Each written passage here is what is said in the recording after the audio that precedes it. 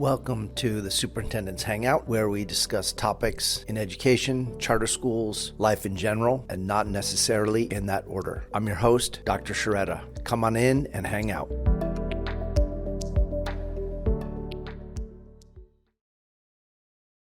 In this episode, I was privileged to sit down virtually via Zoom with Patricia Barneond, aka Patty. Patty joined us from the headquarters of Safe Passage. You can find them online, safepassage.org, in Guatemala City, where she serves as the Senior Director of Education and the Director of the Hanley Denning Experimental School. Safe Passage is a wonderful, transformative nonprofit organization that was founded by the late Hanley Denning more than 20 years ago, and its mission is to provide and create a space for a safe passage between home and school and back to home for the children of the adults who make a living and sometimes live in the Guatemala City garbage dump. It's the largest landfill in Central America. It's vast. I've visited it. It is mind-blowing in its scale, and there are hundreds and hundreds and hundreds of families that survive scavenging, and Patty uses that term and talks about the life of folks who survive that way, items from the garbage dump. And so what Safe Passage does is it provides a safe and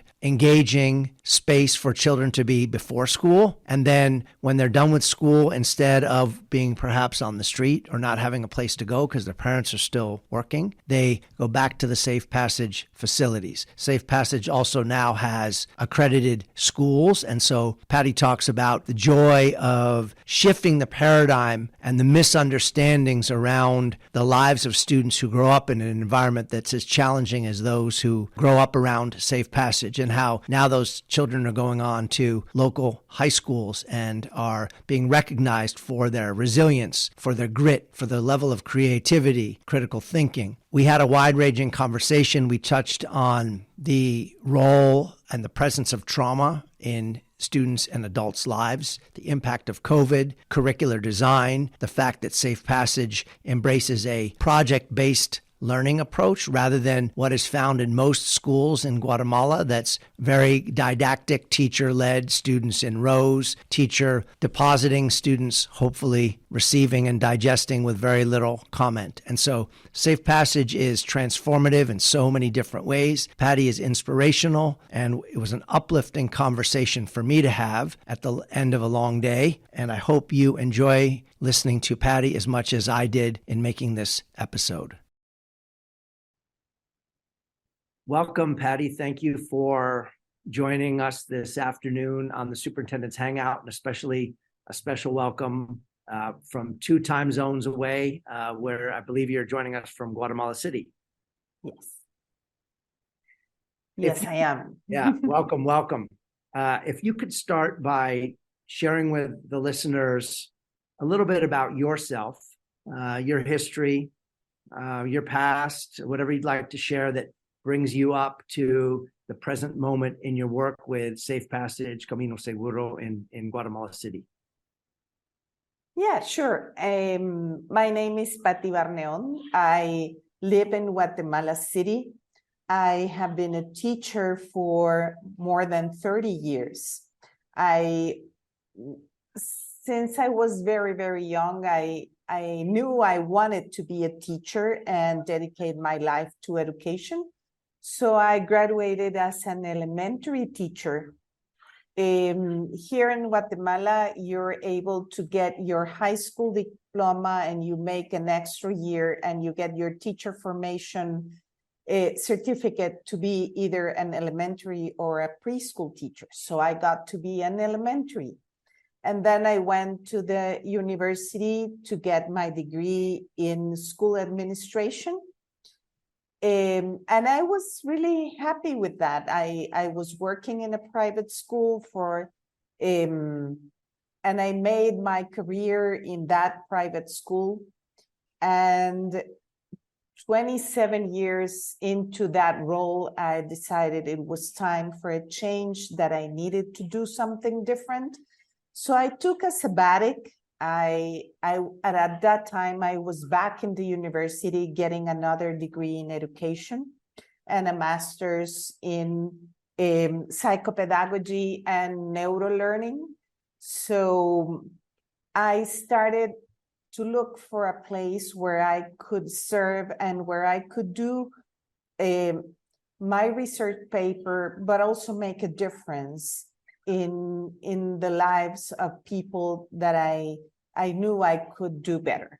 So I heard about Safe Passage, and they were looking for a curriculum designer at that point because they were rethinking the school. They had launched this big project of having an elementary school, and they were looking for this curriculum designer. So I thought, yes, that is something I can do.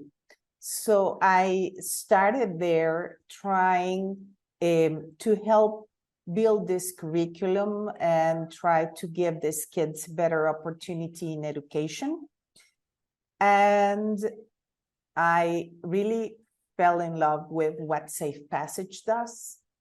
And 8 years later, I'm still here. And I have been doing different things. I started, as I told you, as the curriculum designer. Then I stepped in as the elementary principal, and then the middle school principal, and now I am the senior director for education in Safe Passage. So a long, it has been a long time, but I'm really happy to be here and really dedicate my life to these kids. Thank you for that. For our listeners who may not be familiar with overall the work of Safe Passage, would you mind giving us kind of an overview of this pretty remarkable organization, really one of a kind, and the work it does, and what's been the part that's really drawn you in as a lifelong educator? Yeah, Safe Passage is an institution founded almost 25 years ago by Hanley Denning. Hanley came to Guatemala. She was here to learn Spanish. And then before leaving, she accompanied one of her friends to do a day in service at the dump. And there she discovered all the needs that this community had, because moms will go to the dump as scavengers and take their babies and their kids into the dump. And that was really risky. At that point, when she was there, one of the babies died, buried by trash. And that was something that really hit her heart. And she was willing to make the difference for this community. So she started kind of a daycare, baby care center in a church. And then that project started to grow and evolve. Kids were going to school, and she started an after-school program. So kids went to public schools, and she will help them with homework. She will help them to stay in school. Also, she started a nutrition program so kids could be well nourished while they were in school. Then she opened an early childhood program and a preschool. So kids started to grow their skills as youngsters to be ready to school later in life.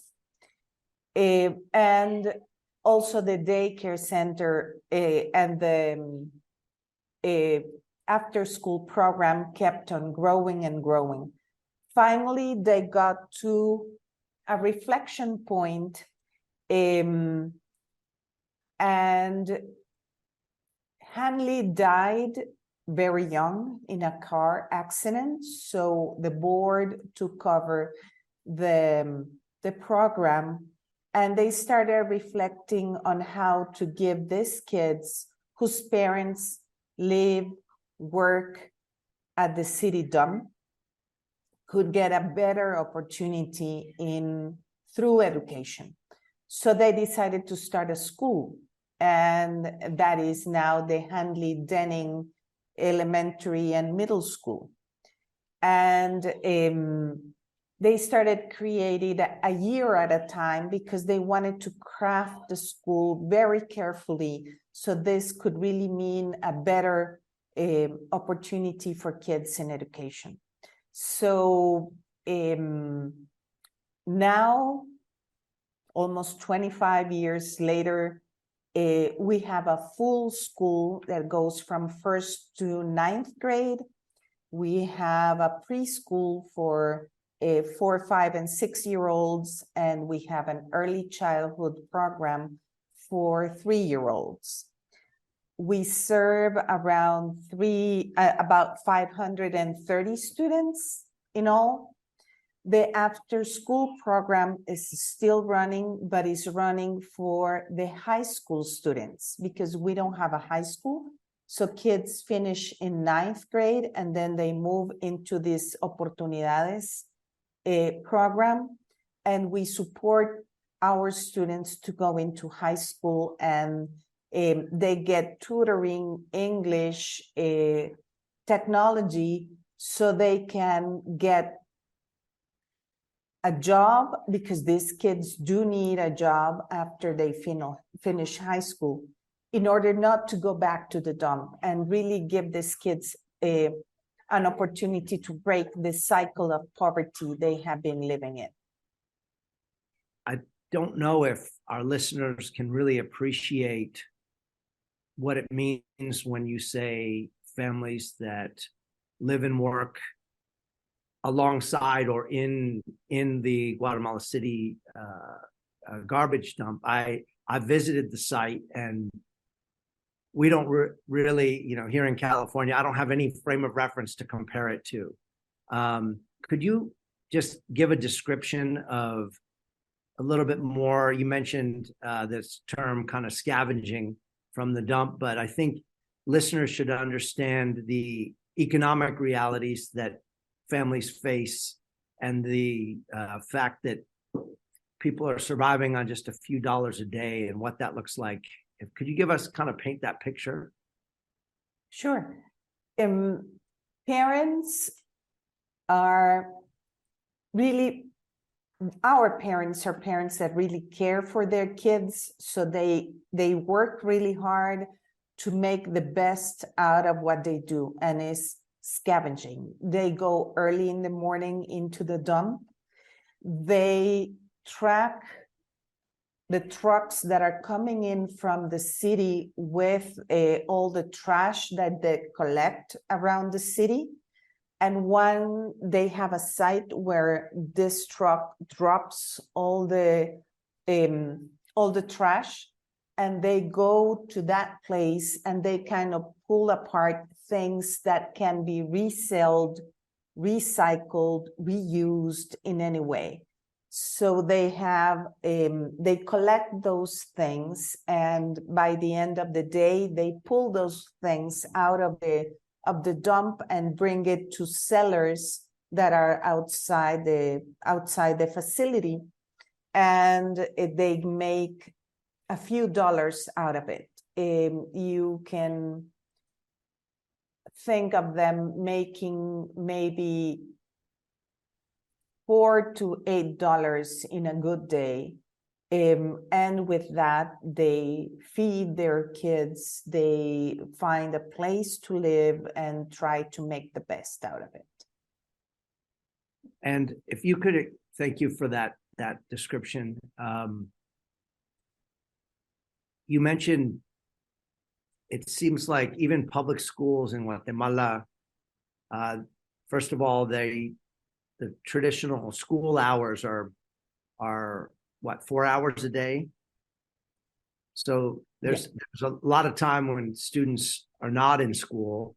And then isn't it the case that in order to go to school, students need to buy a uniform, need to have a backpack, school supplies, and all of those things? Talk to us about how Safe Passage steps in and supports in that. Yeah. The community is a dangerous place for kids. You have gang members having their own headquarters in there. You have drug issues, you have sex abuse. So it's a very risky community for kids to hang alone or by themselves. And if parents are working full-time and they come back around 6 p.m., and if they go to a public school, they will be out of school by noon, so they will be by themselves 5-6 hours. So there's where Safe Passage comes in. When Hanley started the project, the idea was that the kids could be more time in school than outside the school. So school opens at 7 a.m. and we close at 3:30 p.m. So the kids have just a few hours being by themselves or being cared by grandma or somebody else in the community that offers that service to them. And that makes it for the kids to be safe and for the kids to be well taken care of and really healthy. We do take care of the nutrition of our kids. So when they come in, we give them breakfast, they have a snack, they have lunch, and they have an afternoon snack before they go home. Because for a big number of our students, that is the last meal of the day. So we take care and we track their health. We have a partnership with another entity that is called Shared Beat, who provides health services. So we have a pediatrician that comes three times a week, and he checks on kids. We give them the medicine they need or whatever is needed for them to stay healthy. And healthy in a full whole approach. So it's not just it's body, it's mind, it's spirit, trying to make them as whole in health as we can. So that is what we do with our kids. We provide everything our kids need to learn.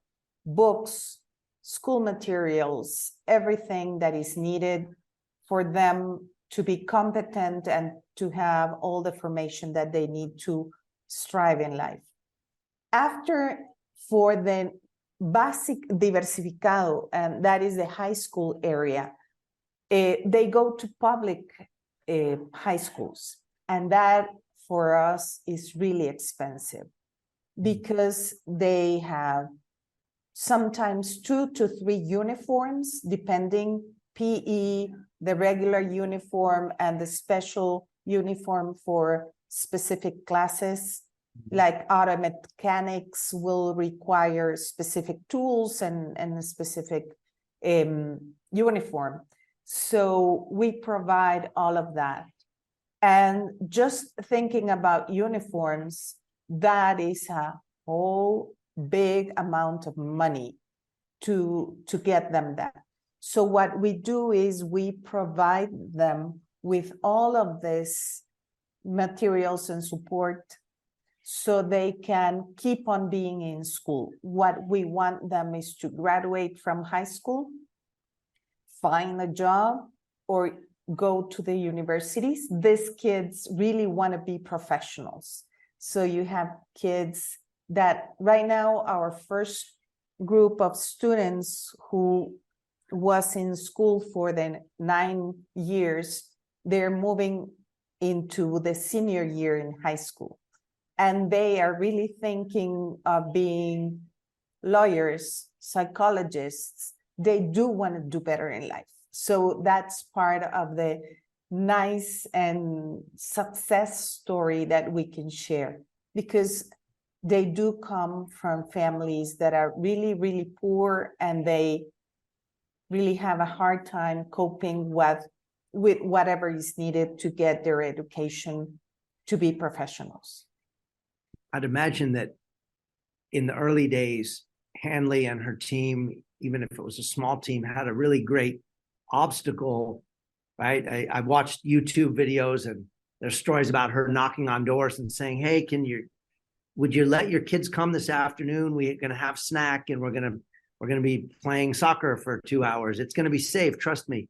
And of course, over time, the reputation of Safe Passage has grown. But if you're serving 500 approximately students, I'd imagine that there's thousands of students who could take advantage, right? Is it that financially, in the short term, for families, it just doesn't make sense to them? They'd rather have their kids working alongside them? Or is there some other reason that so many families have not taken advantage of Safe Passage? Well, the reality is we have a limited capacity to serve.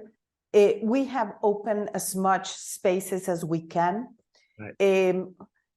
And people do want to get their kids enrolled in Safe Passage, but we do have a budget, and we live on donations and grants and support from donors. So we do have a limited capacity to serve. We struggle because, for example, this year we just finished our enrolling process for the next school year. Our school starts in January. So we're at the end of this school year, we're looking into the next school year. And for enrolling for the 4-year-olds, we have 12 spaces because there are people, little ones coming from the early childhood into the preschool. And we have more than 50 people asking to be part of Safe Passage, and we have only 12 slots. So we do difficult decisions to make. Yes, and what we try is we really do a process where social workers are our key piece in the process, because what we want is to help people that are really in need, people that live in poverty, that will really make the best out of the services that Safe Passage can provide them in order to make a better life, in order to get a new opportunity in life. So, yeah, and for Hanley, it was really hard to get the people. When Hanley was starting, there was also this situation with adoptions, international adoptions, and so she had a hard time getting people to trust her, because there was this gringa who was going to steal the kids, and she had to show through her work and her perseverance that what she wanted was these kids to have a better opportunity in life. And she got to be successful, and really up to now, the community trusts Safe Passage. And you can have nice conversations with people, and they will tell you stories, because grandma was with Hanley when she was here, and now you have the grandkid. So it's really nice when you see that families keep on trusting Safe Passage.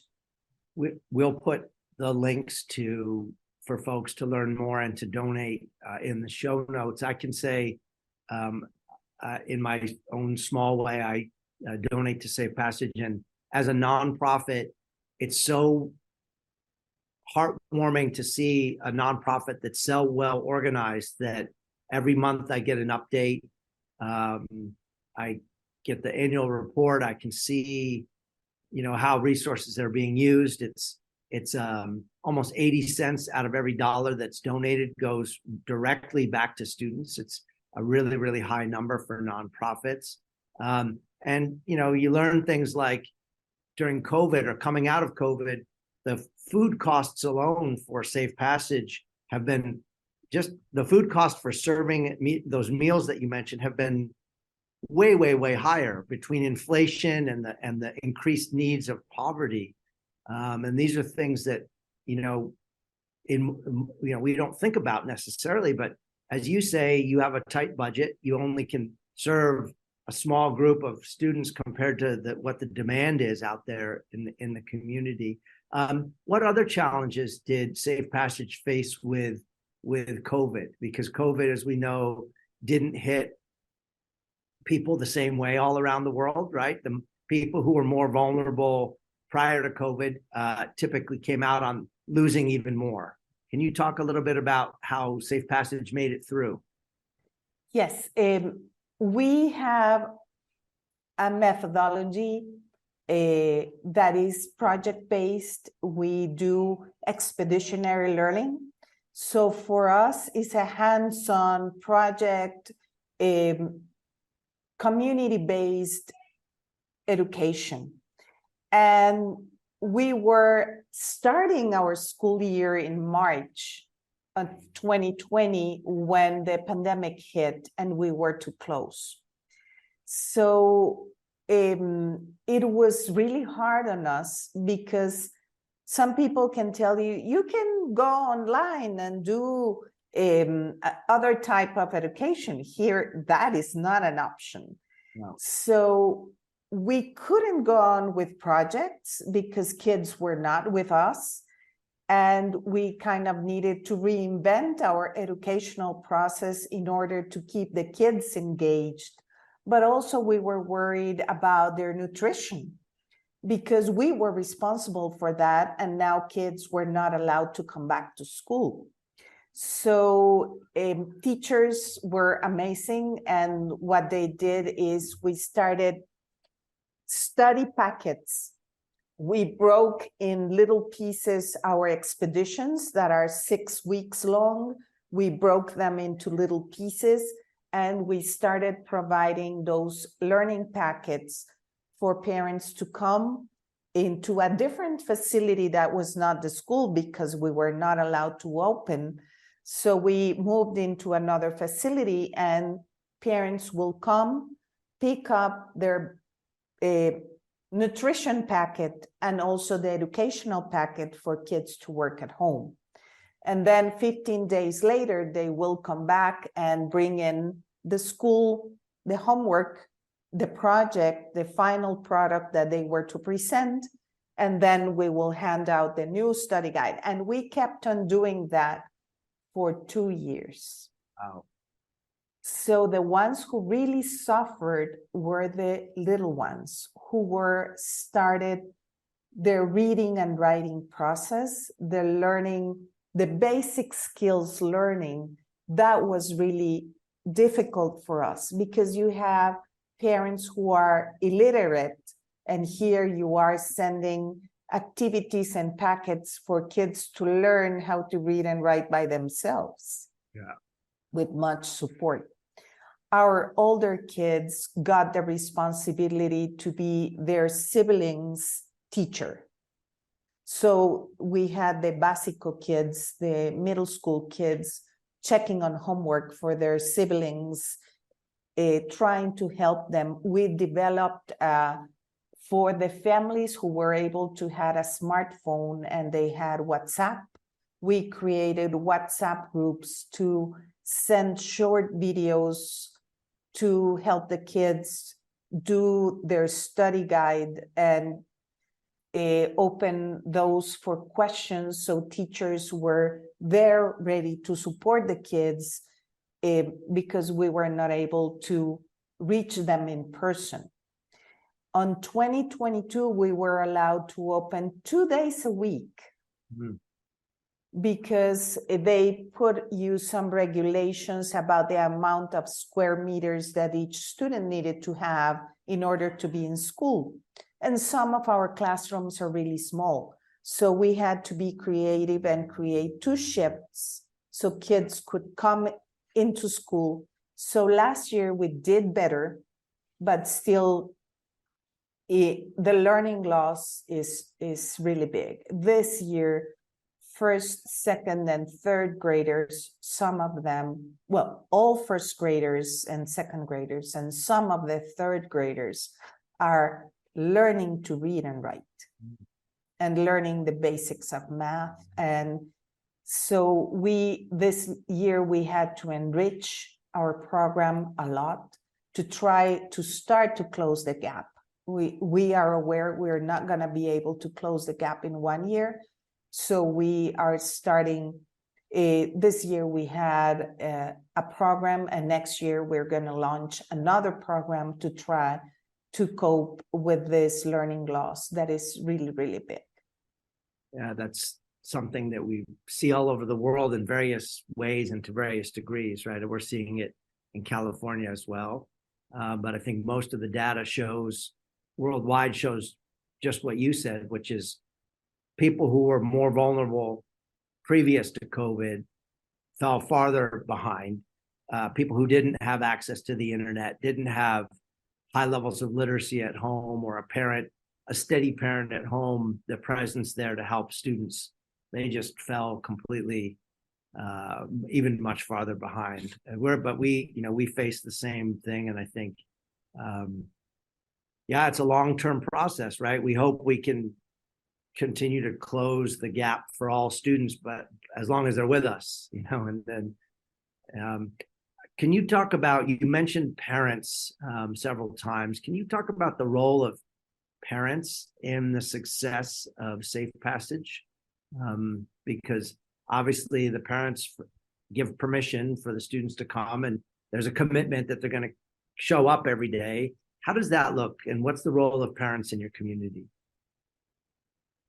Parents are really a very key element in here, because we focus on kids, but if they don't have a parent that really supports and believes that they can do better and they can work in their school projects, because it's easier for some parents to see that the kid is growing, for example, when they get to be teenagers, and they look at them like a possibility to have an extra hand to work and grow the family income. So our parents are really supportive of the education of their kids. They're here every time you need them to be involved. They support you in any way they can. So they have clear responsibilities. For example, they do need to contribute to the kids' education. So economically, they pay about $1.50 a month to have the kid in school. And that is just to make them responsible economically for this education and this formation. But also, whenever you need something from them, expertise. For example, one of our expeditions was on the tortilla, the corn tortilla that is the basic element of nutrition in this country. So, and most of them, they do know about how to grow corn, how to create tortillas, all the basic elements that go around the tortilla. So they're our experts, and they come in and they teach the kids in what is their expertise. So they do support us in all the ways they can. I'd imagine that for Safe Passage to be successful, there also has to be some relationship with local government entities in Guatemala, non-governmental organizations, whether they're domestic or foreign. How does that all fit together, including volunteers from abroad? I went as part of a Bowdoin College service trip because kind of in Hanley's memory. But when I was there were, I was already an adult, but there were college students from the U.S. who were volunteering as well. How does that all fit together, and what kind of relationships does Safe Passage have with the local educational authorities, the local government authorities, the governance of Guatemala City, I guess? We do have and encourage a good relationship with the municipality. The municipality knows who we are, and they help us in any way they can. Also, we have other NGOs here in Guatemala that also are dedicated to education. So what we have been working together to build support and create relationships, because all of us serve the same, even in different parts of the country, we serve the same population, people that are impoverished or that are struggling to survive. So we try to create a consortium to support our good practices and really support each other to learn new and improve our own school practices. With the Ministry of Education, we do have a good relationship with them. They know who we are and they support us, but it's kind of weird because you don't belong to, even though we are classified as a private school. In the States, you talk about a private school and that is a different level. Right. Here in Guatemala, we are a private school, but we don't fit into the private school world. We're different. So we do get a lot of support and from our supervisors in the public system, but also we kind of nurture ourselves from this consortium of NGOs dedicated to education. How do you, and this might not be a simple answer, but it's something I reflect on a lot.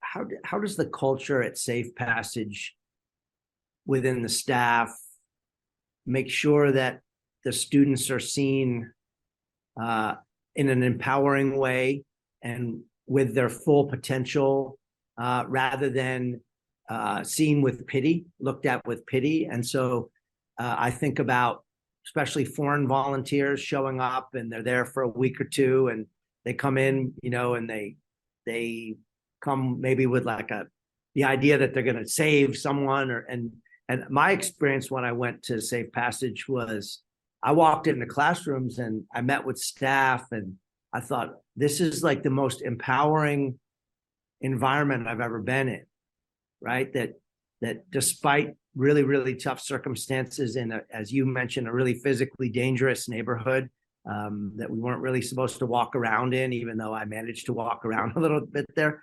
that it wasn't a pity project, right? It was, this is an empowering, life-changing, life-altering experience and project to be part of. Can you talk about how that culture is built and fostered?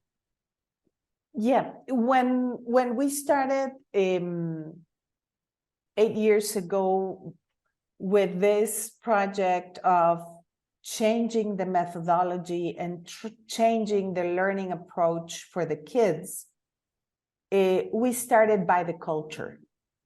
And we started by addressing the social emotional needs of the kids, but also building a strong community. So what we do is we have smaller groups that we call crew, where kids every day for 30 minutes in the afternoon and 30 minutes in the morning, they get to meet with their peers, share their stories, learn about values, get and develop social emotional tools to address what's going on in their lives. And teachers are here to support them to grow. So it's not the teacher coming in saving kids, right. It's empowering the kids to get so they can learn and they can lead their own learning process. And volunteers come into this same culture of here, we're all learners. We are learning from each other. So when they come in, they have a role. If they, for example, if people is coming from the US, taking advantage of their knowledge in the English language is for us an advantage. So they can come into the English classes and help the kids develop conversation abilities. So they're here to work with the kids. They are not here to save the kids or to paint a wall or to, they are here to be with the kids. And the environment, teachers here, when I hire a teacher, what I see is the possibility for this person to really engage with what's happening in the school.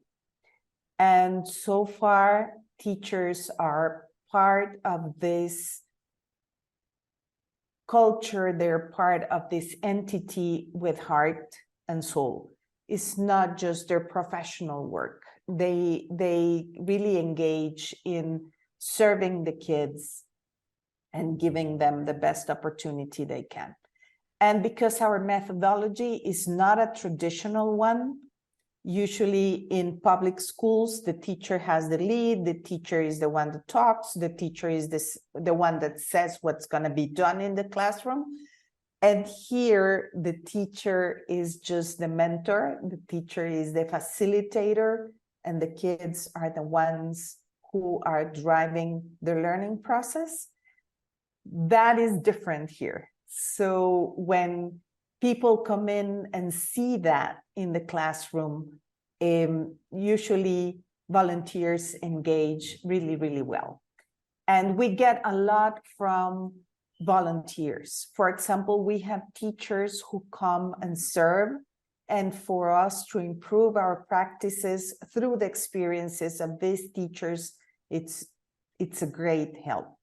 Also, we have other professionals, psychologists that come and helps us out because the need is really big. The social, emotional need, even it was big, and with the pandemic, just got to be bigger. So addressing that area for us is something where extra hands are also always welcomed. Yeah, I'd encourage listeners to look at the website. There's a lot of information and also links to starting to go down the road to be a volunteer, a donor, a visitor to as Patty was mentioning, lend to that process of mutual learning and support. So the organization itself is run, for lack of a better word, by an executive director, was my understanding, located in Guatemala. And then there's a portion of the organization that is in the United States, in Maine, and then the other portion in Guatemala. Can you explain and describe a little bit how that works and how it fits together to make a whole that's greater than its parts? Because it's hard enough running an organization of individuals where you're all in the same city and general vicinity, but this is different time zones, different countries, different cultures, and different language. So how does that all come together? Yeah, the office in the US is very supportive of what we do in Guatemala. So they focus mainly on development, and they structure their work around what we do in Guatemala. So they are really open to learn from what's happening here and share to the world what we're doing here. And they are very creative to get different ways to support us. For example, we have a need at this point to develop this program for learning loss. So they move all their contacts in the US so we can get all what we need to get this program running and to help the kids. And they do all the grant writing, they manage the volunteer communication. And then once they have, for example, the volunteers who want to come, then the connection is done here to Guatemala.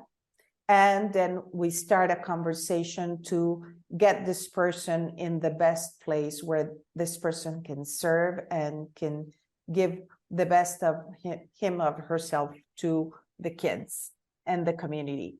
So it's really complicated because you have two different cultures, but at the end, the heart of serving this community, I think, is what unites the two different entities in the two different countries into one whole effort to get the job done.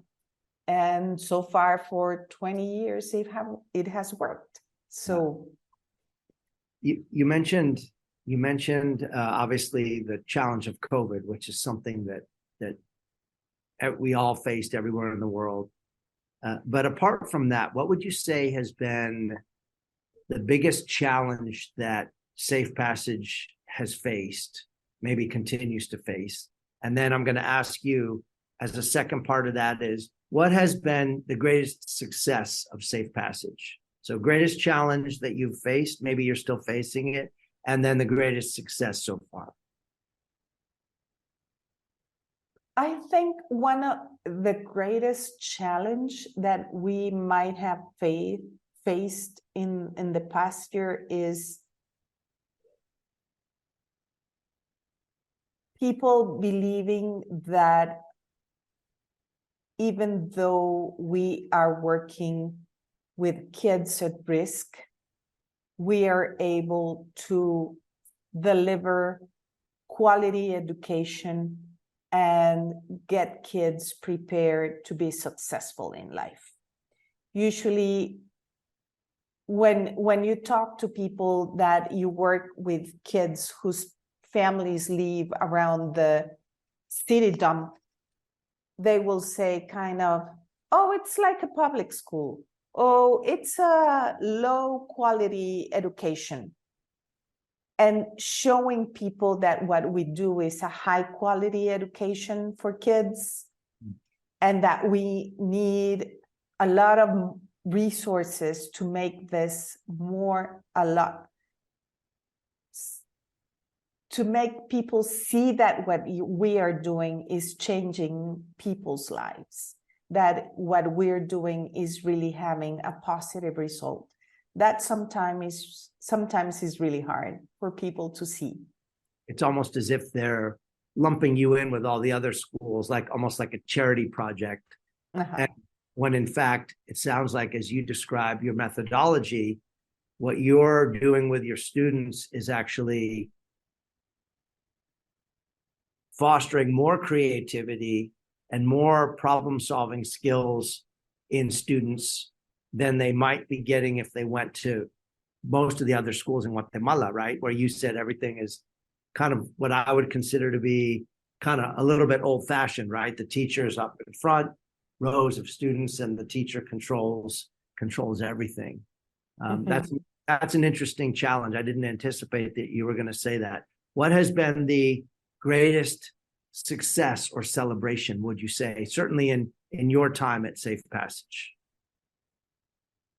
The greatest celebration, I will say, it's going to be this year, looking at the first group of students graduating from high school. Mm-hmm.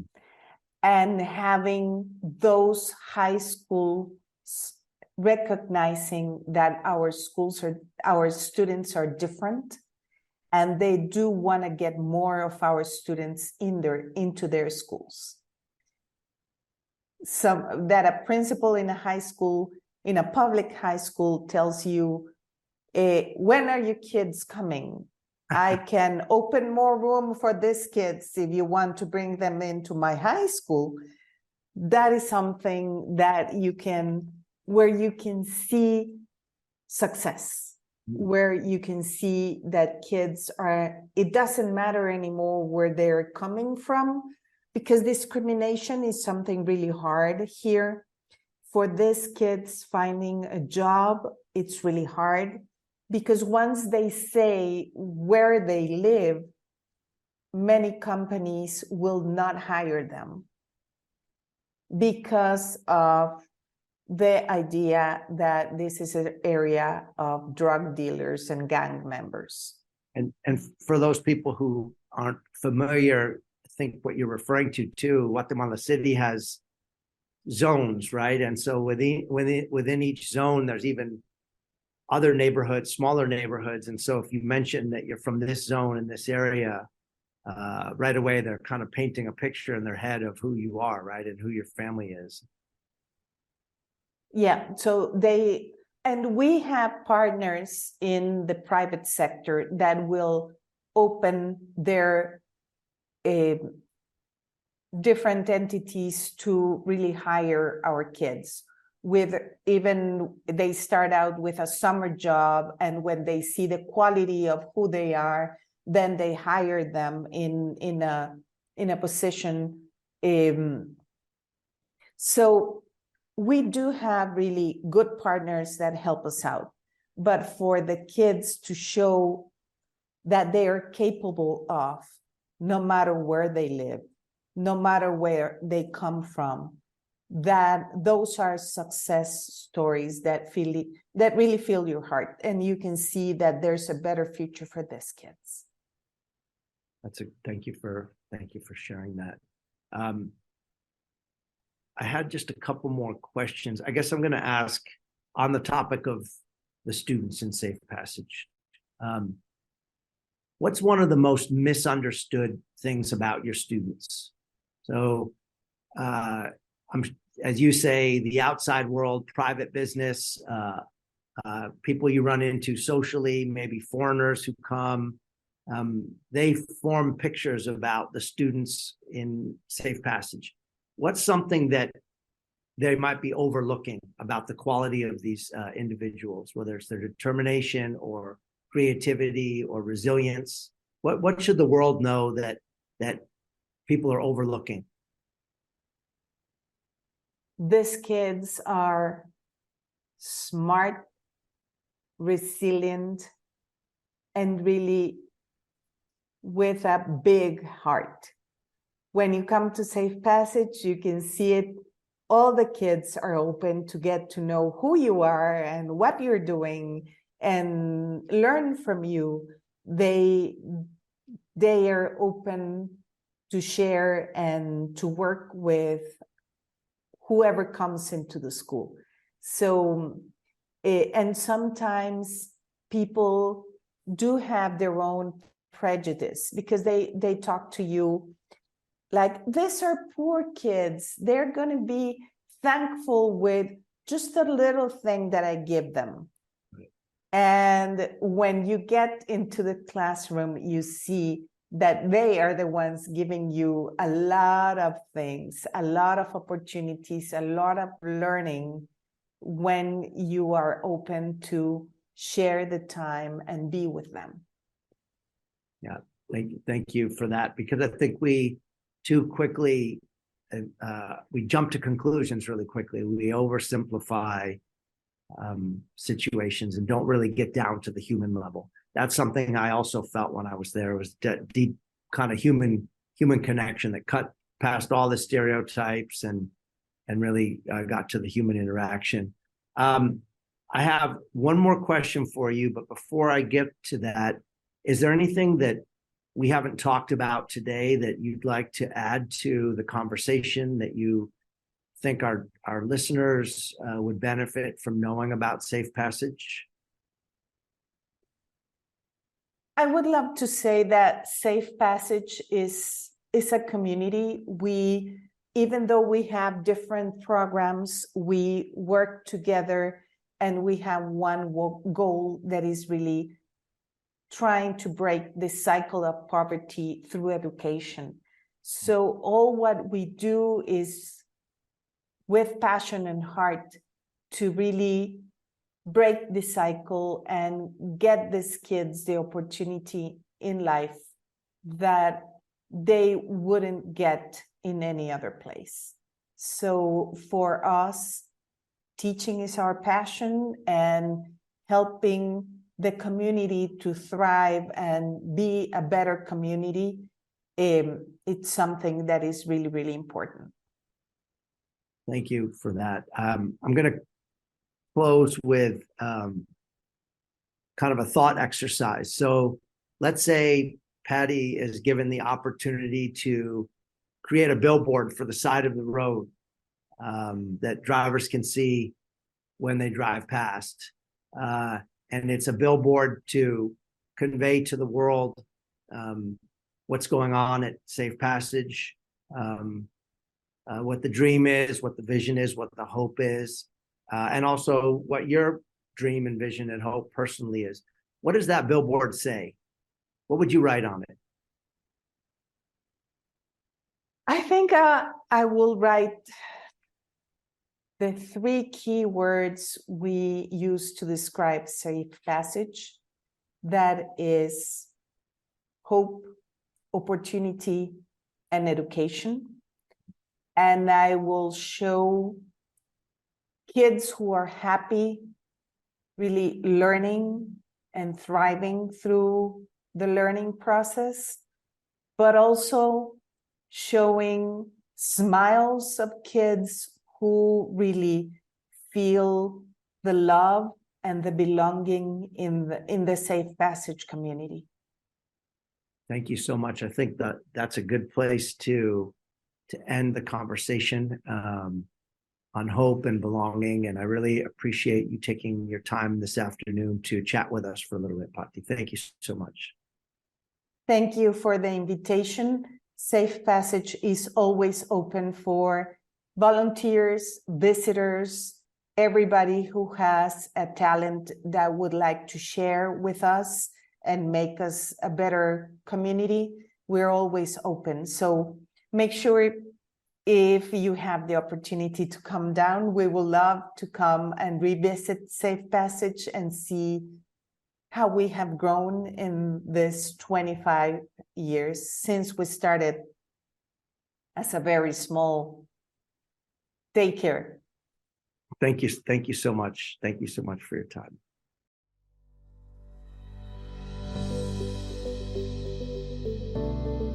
Thank you for listening to the Superintendent's Hangout. You can follow me on Twitter at DVS1970. Please be sure to share this show with friends and family on social media and in the real world. Thank you to Brad Bacayao for editing and production assistance, and to Tina Royster for scheduling and logistics. Thanks for hanging out, and have a great day.